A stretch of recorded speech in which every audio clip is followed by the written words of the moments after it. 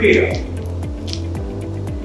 And during her stay at the hospital in Bangkok, she had time to think that if I ever get over all this, I will change my way of life. And this is what happened, fortunately. She recovered from illness, got back, but on another track. And then she started meditation, she started yoga, and this is where the combination of this is interesting me. That low origin plus proximity with death. I think this is a good combination to write a good book about happiness, about serenity, about other ways of life. I have been reading all this. I skipped some pages which I believe look interesting to me. But I reached the end, and one of the results, the impact on me, that this book has full impact on me, is the fact that I'm standing here before you delivering a speech in English.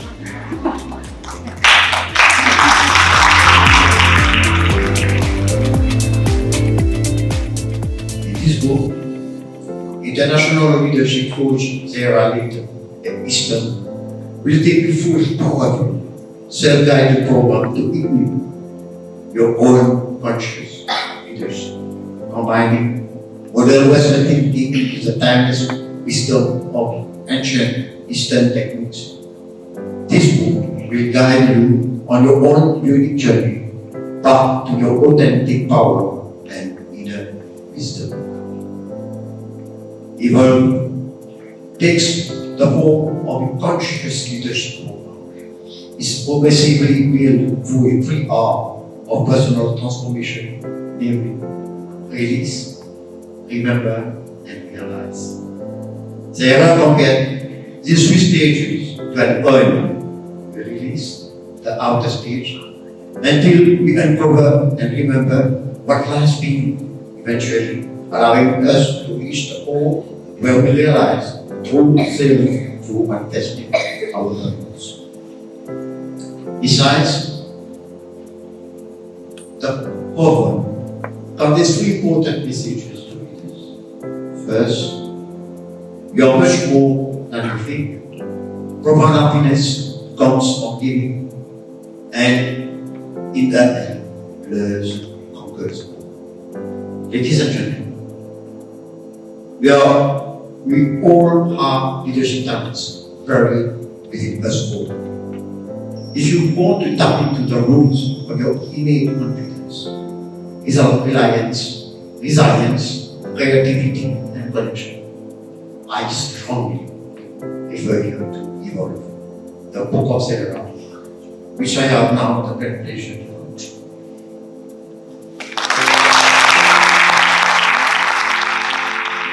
Thank you everyone, and I'm sure, like me, very keen to hear from Saira herself, to hear her talk about these ideas. But I'm so happy to be here, and it gives just my additional support. So we've been partners through so many phases in life, and this is the next exciting phase. And what's so nice actually is to hear the concepts that are now so familiar. I've discussed and done so many times with Saira, sort of so eloquently through our guest of honor and explaining to them. Just hearing it sort of move out of our kitchen, and more importantly, the cafe at SoFlo in Florida, where actually most of the book was written in Table 21. Strongly recommend it as a great quiet place to work if you want to just focus. But seriously, this is now Saira's time, I think, to bring it forward to a bigger audience and to share it with all. Saira went through so much to arrive at the truths that are here, having overcome so much in her life. It did teach her genuine wisdom, to see just how difficult those times were, and Saira was taking this long recovery with a very confusing kind of medical picture, conflicting advice, often quite patronising and kind of disempowering advice and descriptions of what's going on, what she should do to recover. Putting all that to one side, going within. That's where the true power was, and I think that's the power that Saira really wants to share with the world. So I think that's enough for me and enough for everyone else. Please, Saira Easton. Okay, so I was going to wait to do thank yous later, but I cannot go forward anymore without saying thank you. Thank you, thank you, thank you, right honourable guests, Finlay, Eddie, every single person who is here in different ways. Like Alan was saying, all these concepts have just been debated in our living room in the cafe with one person. My dream was always to bring it back to my motherland, my home, which is Mauritius, where my roots are, where my family were from. And I had no idea how that was going to work. I didn't know anyone in Mauritius from my family. All of these faces here are people that I have just got to know in the last few months even. It's all unraveled so magically with all the incredible support. If I look at you three just here, I see media, corporate, politics, those three senior leaders in these spheres who are the gateways to advocating this kind of message from the book within the country. It's amazing. I'm so grateful that you three are here and all of you are here. But I'm not just about talking about experiences, because I think we hear a lot of talking, and one of the things that I feel in terms of where change comes from when we go inside is the silence. And so what I want to do from my own experience of relaxation, calming the nervous system, slowing down our thinking brain, is just give us a chance to all together pause and go into this space where we can just connect with that silence and what we might be experiencing inside and what our inner true voice is saying to us right now. We finally take that breath again. We return to what is simple. We stop looking behind. We stop racing our anxious minds forward. And we land right now in the here and the now and the present. I invite you just to join me now for a few breaths. So if we just sit in our chair where you will, just extend the spine, just so that you open your airways. And allow yourself to take that deeper breath where you can start to calm the nervous system, calm the body. Just start to feel your feet on the ground. Get in touch with your own body. Usually we're so far in our heads, we don't even connect with what's here right now. Feel those feet on the ground, connected to the earth below you, connected to everything that is living below you. Take a deep breath in and just roll the shoulders up, roll them back down and just release. Just lay the hands down wherever they feel. You need to take 3 breaths. Those breaths down from the base of your lungs, where your belly begins. To the count of 3, inhale through the nose.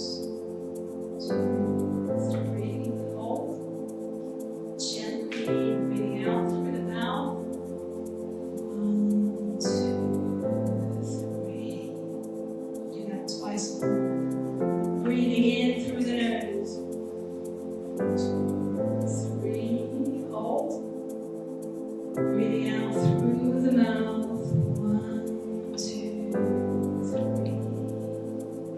One more breath now. Breathing in relaxation and energy. 1, 2, 3.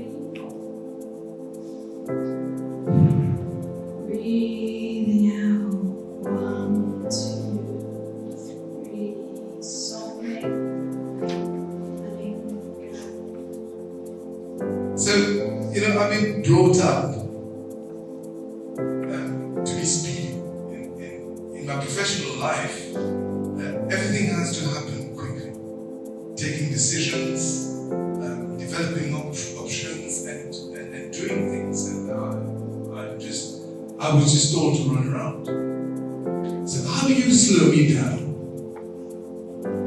I think the only way that anybody can actually slow down is not through the mind, is through the body, and is through the breath. It's when we are so speedy, our cortisol is running high, our stress hormone, our breath. When we automatically breathe further into our lungs, as hopefully you experienced here, your mind and your thoughts slow down. And the first thing though that does need to happen is wanting to. Most of us don't want to. I was absolutely guilty of that. My mum, dad, everybody who knows me knows that. Out from morning, up in the morning, 2-hour bike rides, working. We need to want to. We need to want to know that there is benefit in pausing and slowing. And what's happening now is we're just at the pain point. We're actually so stressed with so many things that we're being forced to by our bodies, etc. But the first step is wanting to. The second step is we calm the nervous system. We learn how to breathe again because we actually all used to know how to do this. But we've become unnatural in something that is so fundamental to our existence.